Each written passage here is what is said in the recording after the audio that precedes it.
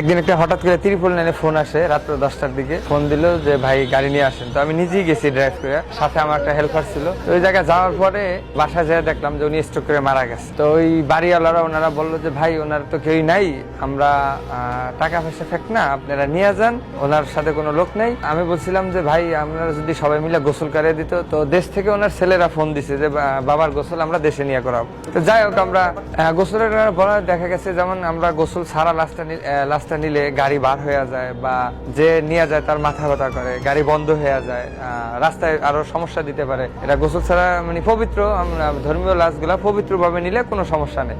হ্যাঁ, এই যে আমরা সবসময় আগে বলি যে ভাই গোসল করাবেন কি না, বা তো যাই হোক ওনারা কোনো লোক নাই। তো আমরা সাহস করে লাস্ট দুইজনে উঠাইছি, নিয়ে রাত্র 12টার দিকে আল্লাহর নাম নিয়ে রওনা দিছি। তো আমরা যখন ঢাকা চিটাগাং মহাসড়ক রওনা দিছি, তখন মানে আমাদের খাওয়ার একটা স্পেস, তো খাওয়া দাওয়া করে গাড়ি